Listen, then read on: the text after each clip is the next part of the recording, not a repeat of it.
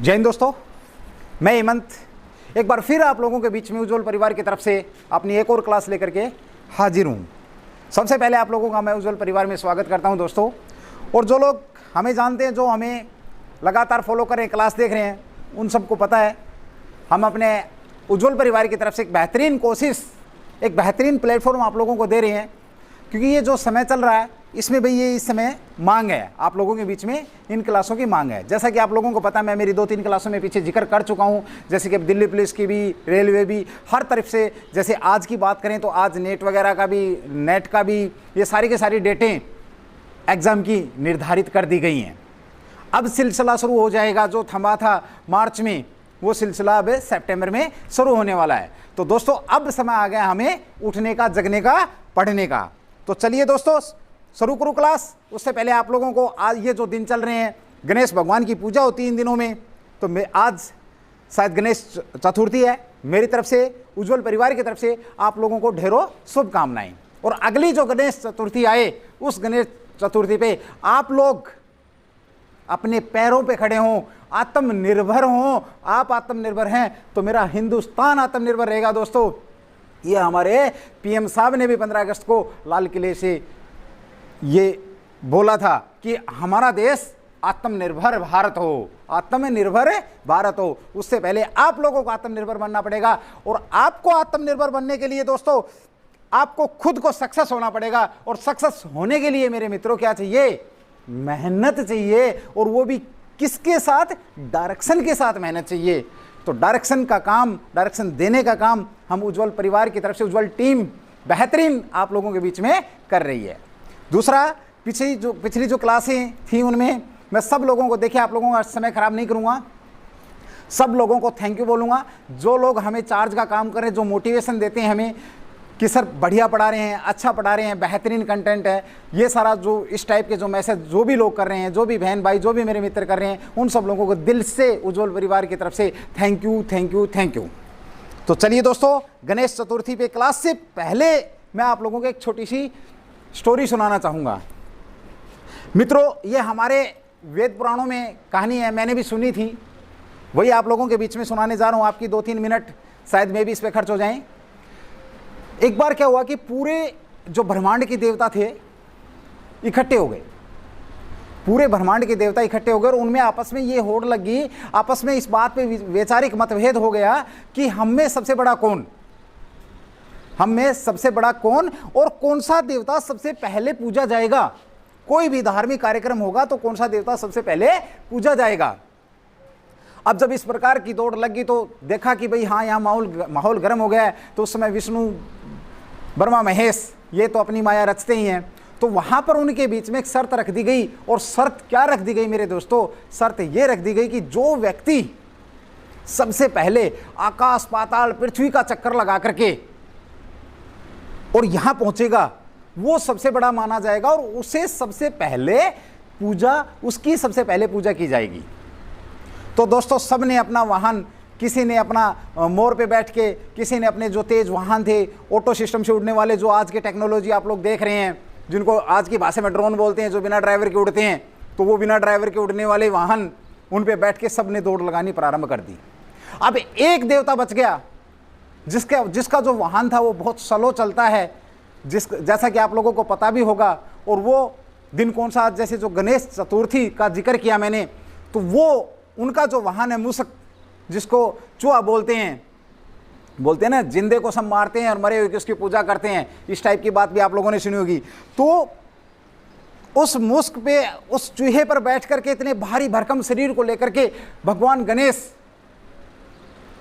पृथ्वी का चक्कर नहीं लगा सकते हैं, ये उनके दिमाग में बात थी। लेकिन बनना तो है भाई, जीत तो हासिल करनी है। डिफरेंट कंडीशन है बिल्कुल, सब उससे ज़्यादा तेज दौड़ने वाले लोग हैं, तेज दौड़ने वाले देवता, उनके पास जो वाहन है उनसे कोई कंपैरिजन ही नहीं है। उन वाहनों से मूषक या मूसे या चूहे का कोई कंपैरिजन ही नहीं है गति में। अब वहां पे शांत मन से, शांत चित्त से सोचा उन्होंने कि किस प्रकार से विजय हासिल की जाए। आम कंडीशन में क्या होता है कि थोड़ा सा प्रेशर आया और इंसान बबलिंग कर देता है, और जो विवेक होता है, जो बुद्धि होती है, उसको खो देता है और वो मौका भी हाथ से निकल जाता है। अब मौका सामने है गणेश भगवान के, लेकिन सबसे पीछे खड़े हैं, सब लोग निकल गए हैं, सब देवता निकल गए हैं। वहां पे उन्होंने दिमाग लगाया, अपने मुश्क पर बैठे और जो अपने माता पिता थे उनके पास पहुंचे और अपने माता पिता का चक्कर लगा करके हाथ जोड़ करके खड़े हो गए और जहां जो शर्त थी वहां पे पहुंच गए। और जब शर्त का डिसीजन आया, जब रिजल्ट आया, इस शर्त का रिजल्ट आया, तो बताया गया कि भाई सबसे पहले गणेश जी को पूजा जाएगा, क्योंकि सबसे पहले इन्होंने चक्कर लगाया है। बात देवताओं की हो रही है, लेकिन दोस्तों ये बात हम पर लागू है आज। यहां हमें अपने दिमाग लगा करके जो डिफरेंट कंडीशंस हैं, अभी कोचिंग सेंटर ओपन होंगे कि नहीं होंगे, कब होंगे, कैसे होंगे, हमें यह देखना कि इस समय हमें क्या करना चाहिए कि हमें अपनी सफलता मिले। तब और देवताओं ने ऑब्जेक्शन किया। मैं वापस वहां लेके चलता हूं देवताओं के पास कि ये कब चक्कर लगा करके आगे मेरे मित्रों, ये कब चक्कर लगा। गणेश भगवान को तो हमने देखा नहीं, जो सबसे आगे आए थे उन्होंने बोला इसने तो क्रॉस किया ही नहीं हमारे को। तो वहां पे बताया गया, हाँ बिल्कुल सही बात है, ये इन्होंने चक्कर लगाया ही नहीं, इन्होंने दिमाग लगाया। और जो आकाश से बड़ा या आकाश से बड़ा पिता माना गया है, पृथ्वी से भारी माता को माना गया है, पृथ्वी से बड़ी माता को माना गया है, इन्होंने अपने माता पिता का चक्कर लगाया और विजय हासिल करी। छोटी सी कहानी थी दोस्तों, छोटी सी स्टोरी थी। इस स्टोरी के अंदर यदि आप समझना चाहते हैं तो बहुत सारी बातें इसके अंदर हैं और वो आपसे जुड़ी हुई हैं, आपके जीवन से जुड़ी हुई हैं। उन बातों पे आपने अमल करना है।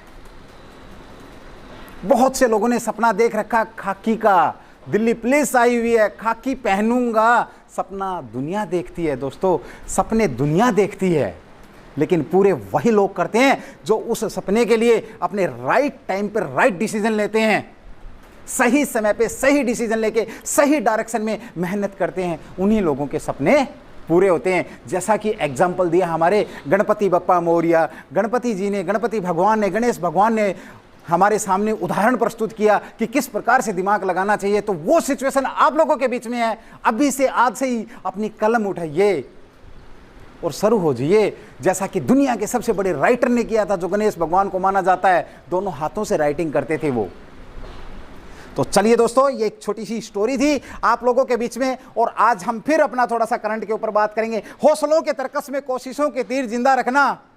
हौसलों के तर्कस में, हौसलों के तर्कस में कोशिशों के तीर जिंदा रखना। हार जाएं चाहे जिंदगी में सब कुछ, हार जाएं जिंदगी में सब कुछ, मगर जिंदा रहने की उम्मीद जिंदा रखना। जिंदा रहने की उम्मीद जिंदा रखना दोस्तों, ये बहुत ज्यादा जरूरी है। तो चलिए इसी के साथ पहला क्वेश्चन आप लोगों के बीच में, स्वच्छ सर्वेक्षण में प्रथम स्थान शीर्ष पर या पहले स्थान पर आने वाला शहर कौन सा है? अभी हाल ही में बता दूं मैं आप लोगों को, 20 तारीख को, 20 अगस्त को एक रिजल्ट आया है। शहरी विकास मंत्रालय ने एक रिजल्ट, एक अनाउंसमेंट किया कि स्वच्छ शहर कौन सा है पूरे देश के अंदर। तो वो क्वेश्चन आप लोगों के बीच में झूल रहा है। इस क्वेश्चन पे दोस्तों जलेबी लगा लेना, ये जलेबी खाने का क्वेश्चन है, ध्यान रखना। लास्ट तक रहेंगे, लास्ट तक देखेंगे, स्किप नहीं करेंगे क्लास को, तो जलेबी मिलेंगी। और जलेबी कब मिलती है मेरे मित्रों? जब सक्सेस होती है, जब खुशी होती है। खुशी कब आएगी ये आप लोगों को पता। एक अकेली जॉब की खुशी की बात नहीं कर रहा, जॉब लगेगी तो बहुत सारी खुशियां आती हैं, वो आप समझ रहे हैं। मेरे स्टूडेंट मुझे देखते हैं, उन्हें पता है मैं कहाँ बोल रहा हूँ। तो चलिए दोस्तों क्वेश्चन की बात करें तो ऑप्शन ए इंदौर, बी सूरत, सी नवी मुंबई और डी विजयवाड़ा। क्वेश्चन आप लोगों के बीच में कि स्वच्छ सर्वेक्षण हुआ अभी हाल ही में, तो उसमें पहले नंबर पर है कौन सा शहर आया? तो दोस्तों पहले मैं आपके क्वेश्चन का आंसर दे दूं, सीधा सा क्या है, इंदौर। जो स्वच्छ सर्वेक्षण हुआ है उसमें जो शीर्ष स्थान हासिल किया है या जो पहले स्थान पर आया है वो कौन सा भाई? इंदौर। क्वेश्चन खत्म। इतना ही जरूरी था पढ़ना? नहीं दोस्तों, पढ़ाई तो इससे आगे शुरू होगी, क्योंकि लेवल है बहुत ऊपर गया है। मैं मेरा कर्तव्य निभाऊंगा, आप अपना कर्तव्य निभाइए। बात करें इंदौर, दोस्तों स्वच्छ सर्वेक्षण है क्या?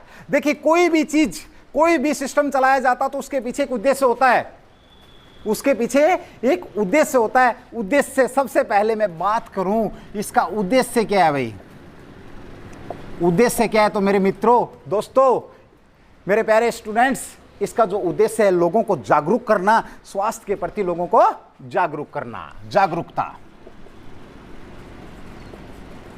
स्वच्छ के प्रति लोगों को क्या करना, जागरूकता करना, इसका क्या है उद्देश्य है इस स्वच्छ सर्वेक्षण का। अब इससे जुड़ी हुई बातों पे बात करेंगे जहां से क्वेश्चन बनने की पूरी नहीं 200% संभावना है। मित्रों सबसे पहले ये पूछा जाएगा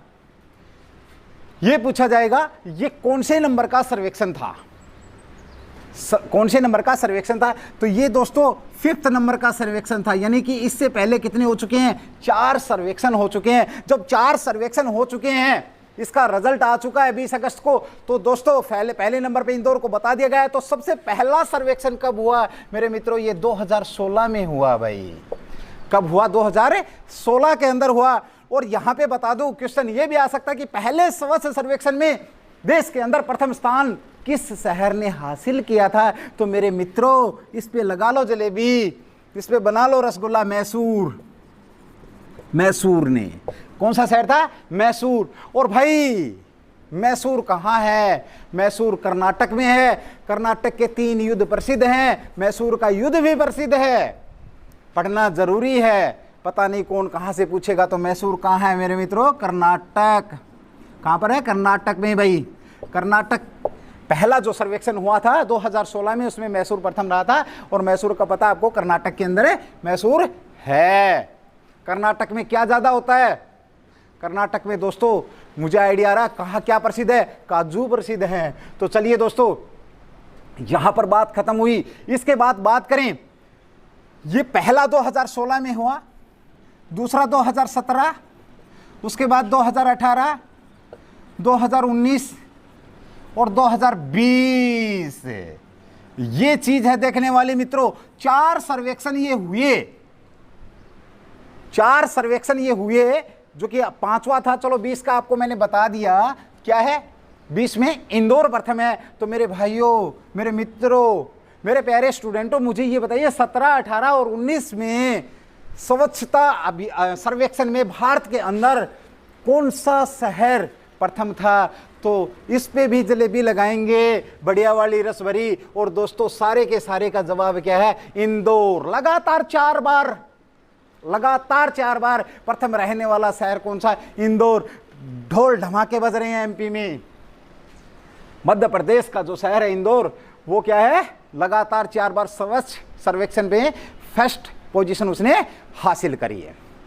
यहां तक आप लोगों को पता लग गया दोस्तों। बहुत सुंदर से क्वेश्चन बन रहे हैं। ओके, अब बात करूं मैं आगे दूसरी। देखिए दोस्तों, इससे जो जुड़ी बात है ये कि दुनिया का सबसे बड़ा स्वच्छता सर्वेक्षण, सबसे बड़ा स्वच्छ सर्वेक्षण कौन सा हुआ है, 2020। आपको पता होना चाहिए सबसे बड़ा सर्वेक्षण। उसमें 1.9 करोड़ CR लोगों ने क्या किया था, इसके अंदर हिस्सा लिया। 1.9 करोड़ लोगों ने इसके अंदर क्या लिया है, हिस्सा लिया है। और बता दूं मैं आप लोगों को, यहां पर जो ये जो सर्वेक्षण था, इसके अंदर यहां हम जब भाई महेंद्रगढ़ से बोल रहे हैं, हम महेंद्रगढ़ से हैं, तो हरियाणा का जिक्र होना भी बहुत ज़्यादा ज़रूरी है। दोस्तों बता दूं, यहाँ पे लिस्ट जारी की गई है 10 अच्छे शहरों की, जो स्वच्छ शहर हैं, पहले 10 स्वच्छ शहर हैं उनकी लिस्ट जारी की गई, और 10 गंदे शहरों की लिस्ट जारी की गई। तो सबसे पहले तो मैं बता दूं, स्टेट में हरियाणा कौन से नंबर पर है। पहले मेरे मित्रों 9वें नंबर पर था, स्टेट में 9वें नंबर पर था स्वच्छता उसमें, और 9वें, और अब है ये दूसरे नंबर पर पहुंच चुका है भाई, दूसरे नंबर पर।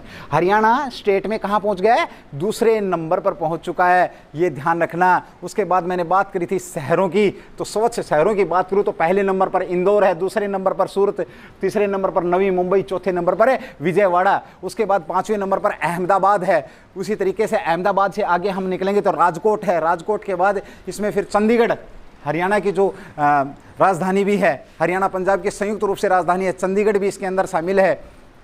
ये 10 शहर स्वच्छता अभियान के अंदर पहले 10 शहरों में इनकी काउंटिंग हुई है। जब हम 10 शहर स्वच्छ शहरों की बात कर रहे हैं, तो यहीं पे मैं आप लोगों को एक और क्वेश्चन बताऊंगा, कौन सा, कि 10 सबसे गंदे शहर, 10 सबसे गंदे शहर भी बताना पड़ेगा भाई। पूछा जा सकता है कि 2020 में सबसे गंदा शहर कौन सा था स्वच्छता अभियान के अंदर, तो ये पटना था मेरे मित्रों। काहे लालू यादव की याद आती है, पटना पटना सुनते ही, पटना जो है आज की डेट में सबसे गंदा शहर बताया गया है। पटना और हरियाणा का जो शहर रहा गंदे 10 शहरों में, फरीदाबाद। कान खड़े कर लेना भाई, बाद में ये कभी हरियाणा, कल रख में हरियाणा पुलिस की तैयारी करोगे आगे चल के तो पूछा जाएगा 2020 स्वच्छ सर्वेक्षण में फरीदाबाद का कौन सा नंबर पड़ा। तो मेरे मित्रों, फरीदाबाद का कौन सा नंबर गंदे शहरों में, 10 गंदे शहरों में 10वां नंबर, ये 10वें नंबर पर है फरीदाबाद।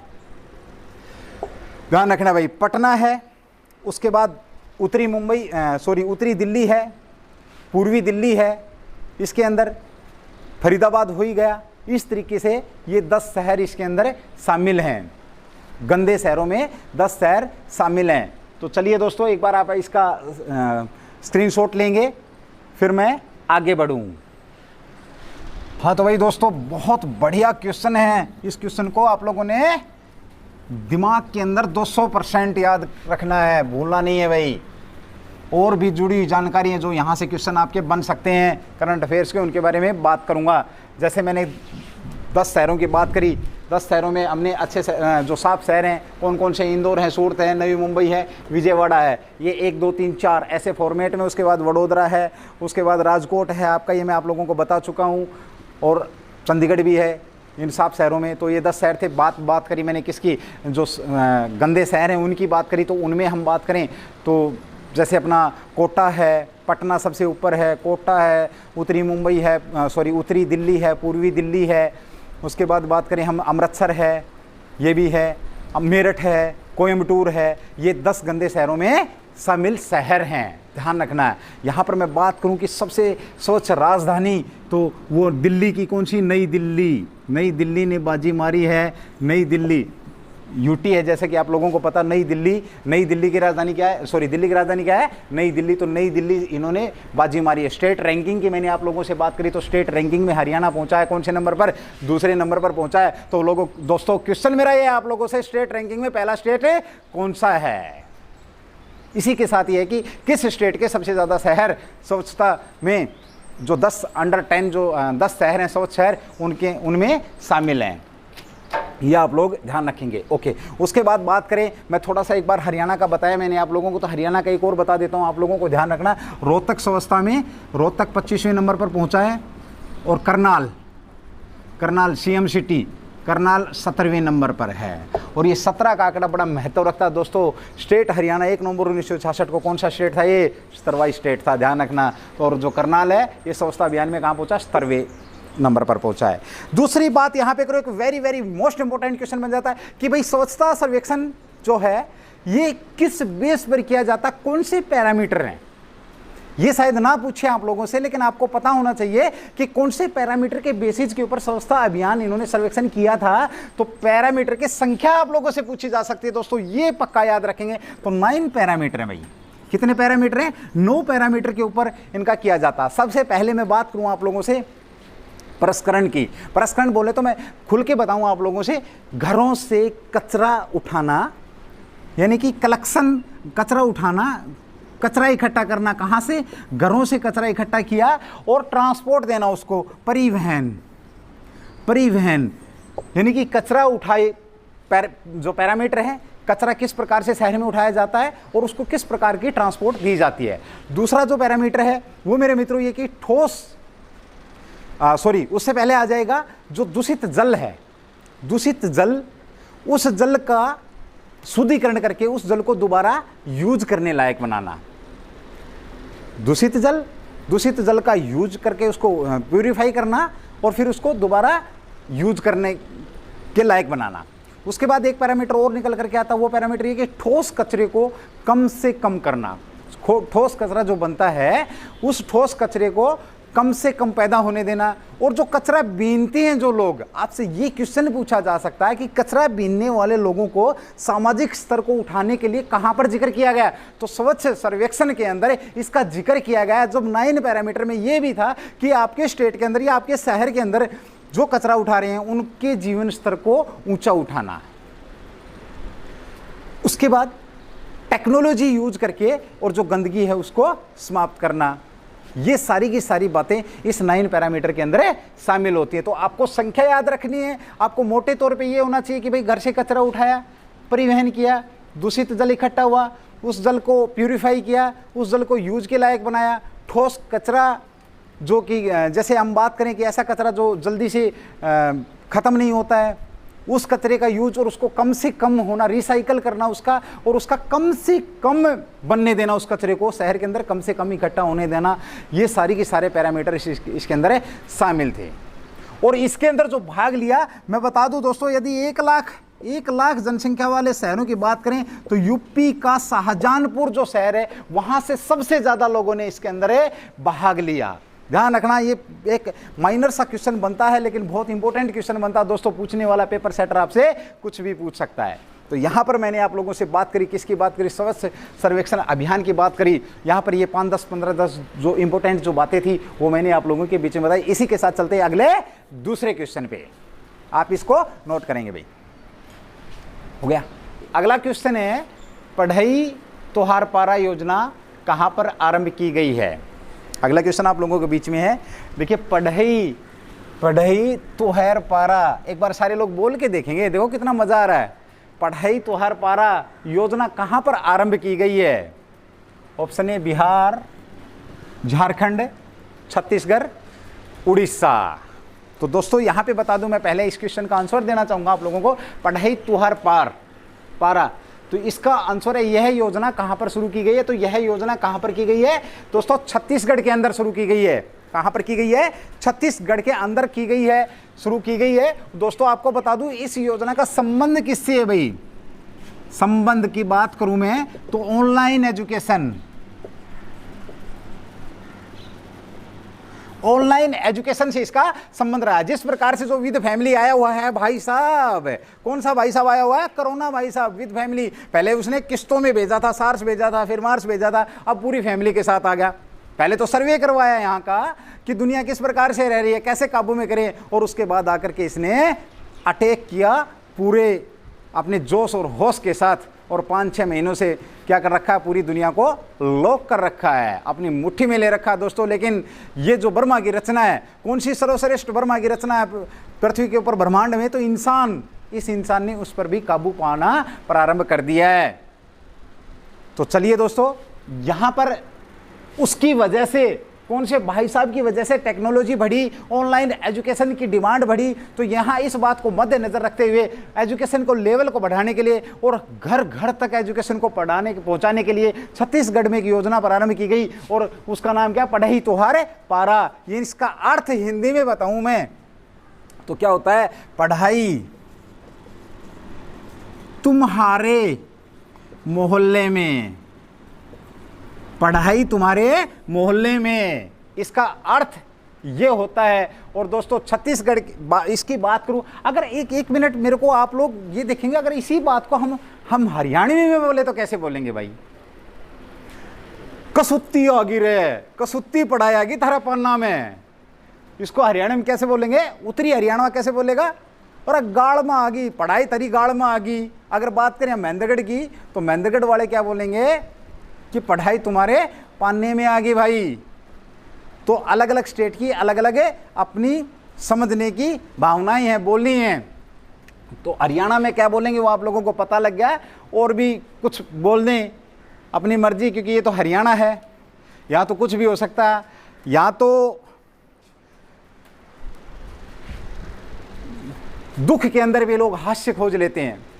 वो एक बार क्या हुआ, एक चुटकला याद आ गया मेरे को। एक बार किसी का कोई बाबा एक्सपायर हो गया, बाबा बोले तो दादा एक्सपायर हो गया, वो उसको लेके जा रहे थे। तो किसी ने पूछा उससे, अरे बोले वो मर गए हो के, तो वहाँ से वो आवाज़ दे रहा, पीछे वाला ने बोला ना भाई यो सैर कराने की कहा, तो सैर करा के ले रहा है ना, मरे को नहीं हो।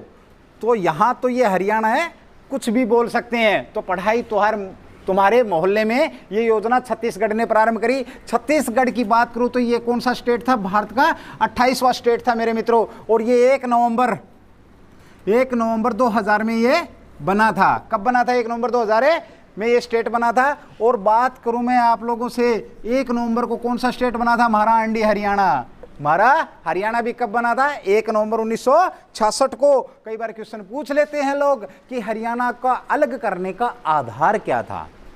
तो वो भाषा था, ये भी आपको पता होना चाहिए। और यहाँ पर छत्तीसगढ़ कहाँ से अलग हुआ था? एमपी से, मध्य प्रदेश से अलग हुआ था, ये आप लोगों को पता होना चाहिए। यहाँ इस छत्तीसगढ़ में एक और योजना चली हुई है, रक्षा ऐप। रक्षा ऐप भी इन्होंने लागू कर रखी है। एक योजना और चला रखी है जिसका नाम क्या है? रक्षा ऐप योजना। रक्षा ऐप योजना। और यहाँ पर बता दूं दोस्तों, ऐप से मुझे याद आ रहा है, मैंने ये क्वेश्चन कराया भी हुआ है कि विश्व में ऐसा कौन सा देश है जिसने भारत के बाद चाइना के ऐप पर पाबंदी लगाई? तो वो कौन सा है? वो ड्रम बजाने वाला ड्रम नहीं, डोनाल्ड ट्रंप। ट्रंप भाई साहब वाला देश, अमेरिका। और भारत ने कितनी ऐपों पर लगाई थी? 59 ऐप पर पाबंदी लगाई थी भारत ने। और उसके बाद 47 ऐप और मार्क करी थी। और दोस्तों बता दूं, विस्तारवादी नीति, विश्व के अंदर विस्तारवादी नीति जो अपना रहा चाइना, ऐसी बात नहीं है, इसका बाप भी बैठा हुआ है इजराइल, इसका दादा है इजराइल, वो भी विस्तारवादी नीति करी थी उसने। मैंने इजराइल के ऊपर भी बात करी थी, गया था, वही बोलते हैं ना, गया तो था वो गेस्ट बन करके, किराएदार बन करके, और बाद में फिलिस्तीन पर कब्जा कर लिया था। मैंने आप लोगों से क्लास ली थी। जो मेरे दोस्त, जो मेरे मित्र हमारी पहली की क्लास, जो हमारी पहली क्लासें नहीं देखी करंट की, वो कृपया करके क्लासें देखें, क्योंकि यहाँ पर जो उज्ज्वल परिवार की तरफ से जो क्लासें रहती हैं वो उन क्लासों की कनेक्टिविटी रहती है, हमें आसानी होती है रिवीजन कराने में। और रिवीजन का मतलब ये होता है कि यदि आप लोग एक बात को 3 बार सुनते हैं, 4 बार सुनते हैं, तो दोबारा उसको पढ़ने की जरूरत नहीं होती है। ये मैं वादा करता हूं कि क्लास के अंदर ही याद कराने की क्षमता उज्ज्वल परिवार के अंदर है। और इस बात का आप लोगों को पता है। तो कृपया करके जो नए स्टूडेंट हैं, मेरे मित्र हैं, जो पहली बार देख रहे हैं, वो हमारे लिंक पे जाएंगे। यूट्यूब चैनल है उज्ज्वल कोचिंग कैंपस के नाम से, जो आप लोगों का चैनल है, उस पर जाएँ। और हमने प्ले लिस्ट भी बना रखी है, लिंक भी साथ साथ हम सेंड कर रहे हैं, तो आप लोग देख सकते हैं भाई क्लास। आज बात करी मैंने पढ़ाई तुम्हारी पारा, तो इसका संबंध किसे? ऑनलाइन एजुकेशन से है। कहाँ पर शुरू की गई है? ये छत्तीसगढ़ के अंदर की। छत्तीसगढ़ 28वां राज्य था, 1 नवंबर 2000 में बनाया गया। और छत्तीसगढ़ की राजधानी क्या है? रायपुर। आप लोगों को पता है, छोटी सी बात है। उसके बाद रक्षा ऐप का जिक्र किया, रक्षा ऐप भी छत्तीसगढ़ से संबंध रखती है। उसके बाद ऐप की बात करी, 59 ऐप चाइना ने बंद करी है, जो विस्तारवादी नीति पे चल रहा है। वो अभी भी गलवान घाटी में अभी भी बकवासबाजी कर रहा है। कहीं पे हाई रेजोल्यूशन कैमरे लगा रहा है, कहीं पे जब से राफाल आया है उसकी सिरदर्दी बढ़ी हुई है, कहीं दक्षिण चीन सागर में भी बहुत सारा। ये एक अलग से क्लास रहेगी, 2-3 घंटे की रहेगी। जिस दिन आप लोगों की कैपेसिटी हो 3 घंटे सुनने की, उस दिन एक बार मेरे को ज़रूर बताएं। मैं ज़रूर एक बार चीन और भारत मुद्दे पर क्लास देने का इच्छुक हूं दिल से। लेकिन यदि आप लोग कमेंट्स करके नहीं बताएंगे तो तब तक मैं नहीं आऊँगा इस मुद्दे पर, इस क्लास को लेकर के। बहुत बढ़िया मुद्दा है, बहुत बढ़िया क्वेश्चन यहाँ पे बने हुए हैं, और देश से संबंधित बातें, बहुत अच्छा टॉपिक है वो भी भाई। तो ये आप लोगों के बीच में क्लियर हो चुका है। यहीं से चलते हम अपने अगले क्वेश्चन पर। चलिए दोस्तों, तीसरा क्वेश्चन। चलिए भाई, उज्ज्वल परिवार की तरफ से एक और बेहतरीन क्वेश्चन आप लोगों के बीच में। अभी हाल ही में पीएम साहब द्वारा किस खिलाड़ी को पत्थर लिखा गया भाई? क्या लिखा गया? पत्थर। पत्थर से मुझे याद आया, एक जमाना था, कबूतर जा जा जा, पहले प्यार की चिट्ठी, पहले प्यार की चिट्ठी साजन को दे आ। वो समय गया पत्थर वाला, लेकिन अभी भी पत्राचार होता है मेरे मित्रों, और ये आपके सामने हो रहा है। पीएम साहब ने किस खिलाड़ी को पत्र लिखा, और उस पत्र में क्या दिया गया है? उनको तारीफ दी गई है। तो वो खिलाड़ी कौन से हैं? MS Dhoni, option number 1। Option number B आपका सुरेश रैना, सी दोनों को, और डी इनमें से कोई नहीं, कबूतर जा जा जा। तो दोस्तों पत्थर की बात करें, very very most important question बन जाता। आप ध्यान रखना इस बात का, यहाँ से क्वेश्चन आप लोगों के लिए हर हालत में बनने की संभावना रहेगी। मैं फिर कमेंट कर रहा हूँ आप लोगों को, यहाँ से इस क्वेश्चन से संभावना रहेगी ही रहेगी। अगली तो 4-5 मिनट आने वाली हैं, अपने कान खड़े कर लो, दिल की धड़कनों को रोको, ठंडा पानी पियो। तो चलिए दोस्तों, आंसर क्या है? दोनों को, इनमें से कोई नहीं। तो मेरे मित्रों, इसका आंसर क्या है? दोनों को। दोनों को पत्र लिखा है। अब बात आती है दोनों को पत्र क्यों लिखा है, और ये कौन लोग हैं कि पीएम साहब भी पत्र लिख रहे हैं, सबको पता है। लेकिन हम बात वो करेंगे जो तुम्हें पता नहीं है और हमारे एग्जाम में आ जाएगी। सबसे पहले बात करूं दोस्तों, इन लोगों ने क्या लिया? संन्यास लिया भाई, संन्यास लिया है। इन लोगों ने संन्यास लिया है। इनका संबंध कहां से है? क्रिकेट से है। क्रिकेट से इनका संबंध रहा है, क्रिकेट के प्लेयर हैं। कौन? MS धोनी भी और सुरेश रैना भी। इन्होंने संन्यास लिया कब है दोस्तों? तो जो संन्यास लिया है 15 अगस्त को 2020 को अंतर्राष्ट्रीय क्रिकेट के ऑल फॉर्मेट से इन्होंने क्या ले लिया? संन्यास ले लिया भाई। अंतर्राष्ट्रीय क्रिकेट के ऑल फॉर्मेट से संन्यास ले लिया। दोनों बड़े अच्छे मित्र भी हैं, ये धोनी और सुरेश रैना दोनों बड़े अच्छे मित्र भी हैं। ये हमारे भाई साहब जो MS धोनी हैं, इनके बारे में मैं बात करूं तो ये कहां से? झारखंड से इनका संबंध रहा है। पहले ये बिहार की तरफ से खेलते थे, उसके बाद ये झारखंड की तरफ से खेले हैं 1 साल के बाद। उसके बाद फिर ये इनकी बात करूं तो ये बहुत ही, देखिए कुछ लोग, कुछ व्यक्तित्व ऐसे होते हैं जिनके ऊपर हमें बोलने के लिए शब्दों के बारे में सोचना पड़ता है। उन व्यक्तित्वों में से एक है ये MS धोनी। राजपूत परिवार से संबंध रखते हैं, झारखंड से संबंध रखते हैं, झारखंड से संबंध है इनका। और ये एक विकेट कीपर के तौर पे इनको डेब्यू किया था इन्होंने इंटरनेशनल मैचों में। आपसे पूछा जा सकता है कि MS धोनी ने ऑल फॉर्मेट से कब लिया? तो 15 अगस्त 2020 में। मैं पहले धोनी पे बात करूंगा, उसके बाद सुरेश रैना जी पे बात करूंगा। इन्होंने डेब्यू कब किया? 2004 में। 2004 में अंतर्राष्ट्रीय क्रिकेट में आए। 2004 में अंतर्राष्ट्रीय क्रिकेट में आए। शायद 4 दिसंबर को इन्होंने क्या खेला? इंटरनेशनल टेस्ट क्रिकेट खेला। टेस्ट मैच कब खेला? पहला टेस्ट मैच 4 दिसंबर को किसके साथ खेला था इन्होंने? ये शायद श्रीलंका के साथ था। श्रीलंका के साथ था। उसी के बाद उसी दिसंबर में 23 दिसंबर को बांग्लादेश के साथ, बांग्लादेश के साथ इन्होंने वनडे मैच खेला भाई। क्या खेला? वनडे मैच खेला धोनी ने। अब इन्होंने जब संन्यास ले लिया, इनके बारे में ऐसा सुना जाता है, ऐसा माना जाता है और हमने देखा भी है कि ये बहुत ही बेहतरीन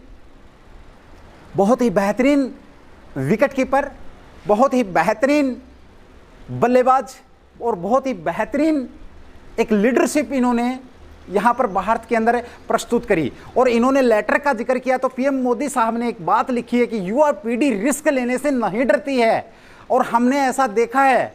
और ये धोनी ने दिखाया है।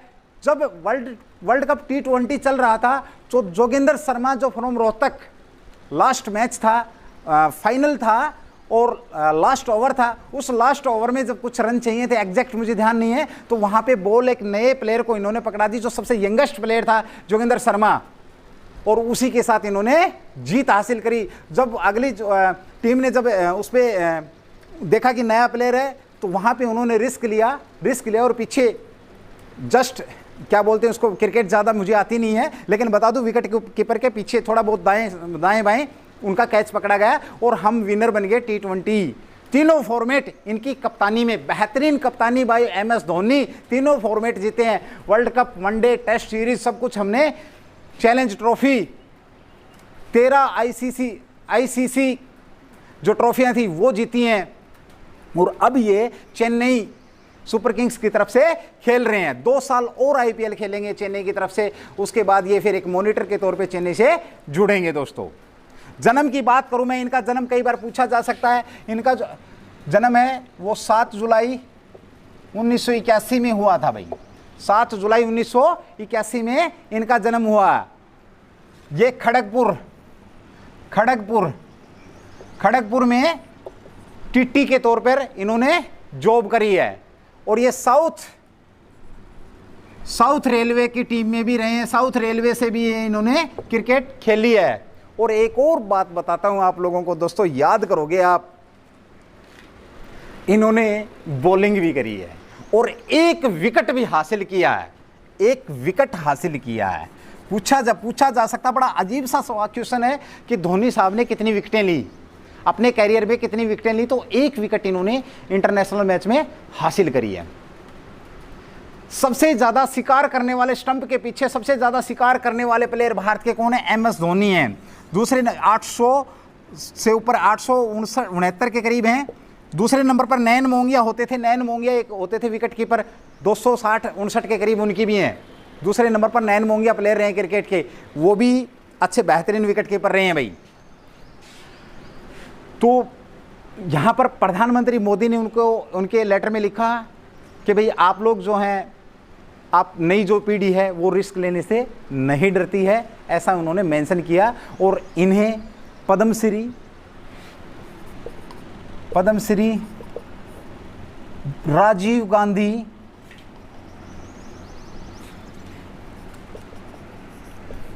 गांधी खेल रत्न पुरस्कार से नवाजा गया है।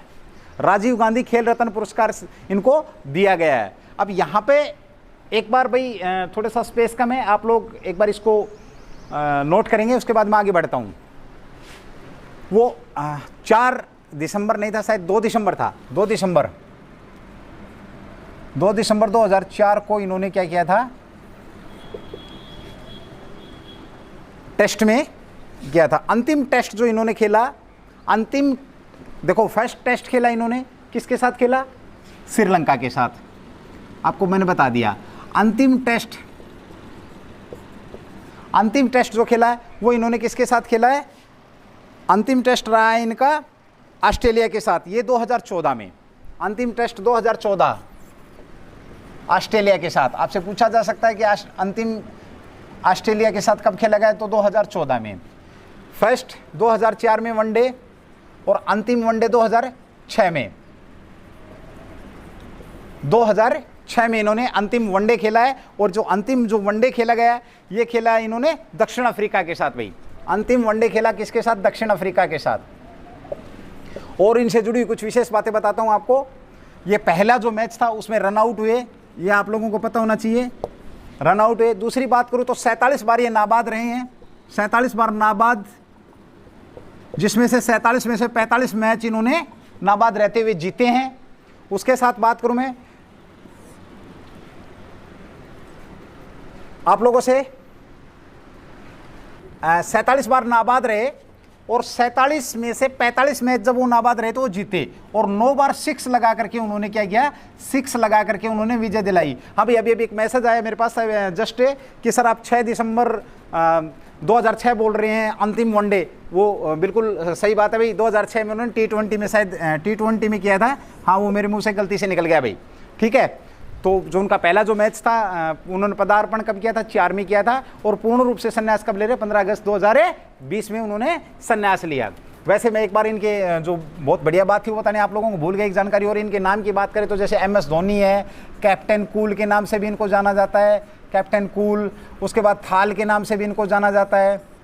तो और साथ ही बता दूं अभी सेना के अंदर ये मानक पद पर है, मानक पद है, लेफ्टिनेंट कर्नल के पद पर हैं। और ये अभी सेना में अपनी सेवा देते रहेंगे, सेना में लेफ्टिनेंट कर्नल के पद पर हैं। उससे पहले ये किस में थे, रेलवे के अंदर थे, खड़गपुर में टीटी के तौर पे इन्होंने काम किया। और इन्होंने एक बहुत बढ़िया मतलब ये बोलें कि लीडरशिप की भावना यहाँ पर दिखाई। और सारे फॉर्मेटों में इन्होंने जीत हासिल करी। तकरीबन ऐसा कोई फॉर्मेट नहीं छोड़ा जहाँ पे इन्होंने ट्रॉफी प्राप्त नहीं करी हो।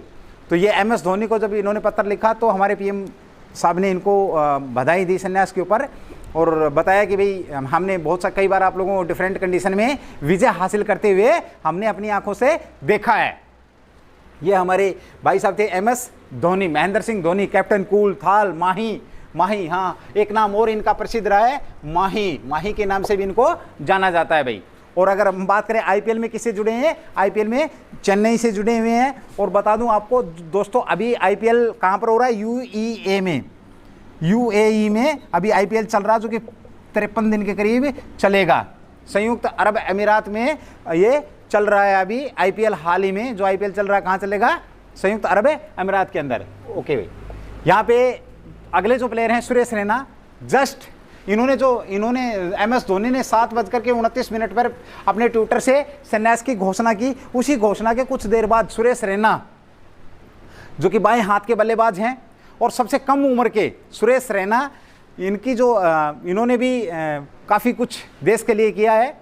तो सुरेश रैना ने भी क्या कर दिया, अपने संन्यास की घोषणा कर दी। साथ ही सुरेश रैना को भी PM साहब ने पत्र लिखा और उसमें एक बात जो PM साहब ने विशेष रूप से बोली है कि भाई हम आपके लिए रिटायरमेंट शब्द का यूज नहीं करेंगे, क्योंकि अब आप दूसरी पारी के लिए तैयार हैं, जिंदगी की दूसरी पारी के लिए क्या है, तैयार हैं। और बता दूं आपको, हाल ही में कल 29 अगस्त को कल डिसीजन आया है कि 29 अगस्त को इन्हें राजीव गांधी खेल रत्न पुरस्कार से सम्मान से नवाजा जाएगा। और ऐसे ये चौथे प्लेयर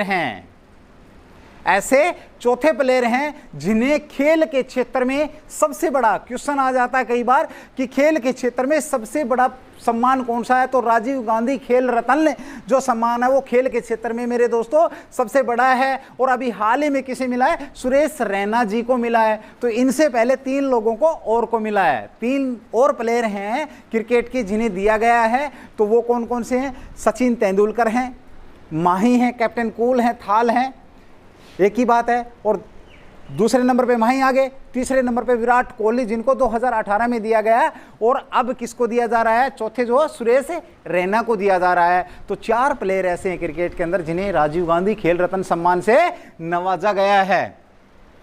आपसे क्वेश्चन पूछा जा सकता है अभी हाल ही में खेल रत्न किसे दिया गया, पुरस्कार खेल, इनके ऊपर आप लोगों की विशेष नजर होनी चाहिए। जिनका टारगेट खाकी वर्दी है, जिनका टारगेट यूनिफॉर्म है, तो उन्हें अपना विशेष ध्यान रखना है।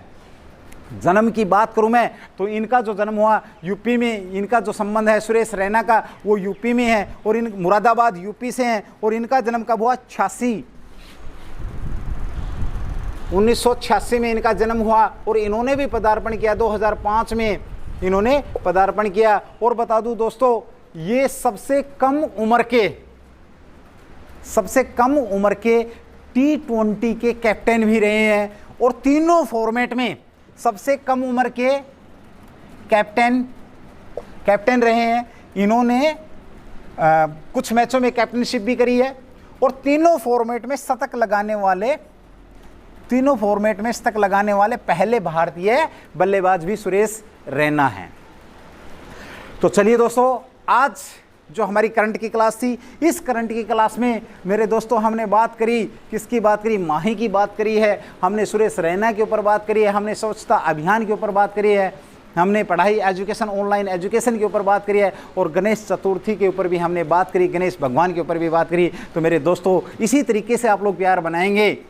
हमारा एक टारगेट है, मैं YouTube पे लाइव तभी आऊँगा जब वो मेरा टारगेट पूरा हो जाएगा। तो उस टारगेट को पूरा करने में दोस्तों आप हमारी मदद करेंगे, ज़्यादा से ज़्यादा चैनल को सब्सक्राइब कराएंगे। जब तक चैनल सब्सक्राइब नहीं होगा हमारा टारगेट पूरा नहीं होगा। टारगेट पूरा होते ही मैं आप लोगों के बीच में लाइव आऊँगा और बहुत जल्दी बेहतरीन एक खुशखबरी भी लेकर के आऊँगा। तो चलिए दोस्तों, जय हिंद। फिर मिलते हैं आप लोगों के बीच में उज्ज्वल परिवार की तरफ से अपनी एक और क्लास लेकर के। जय हिंद।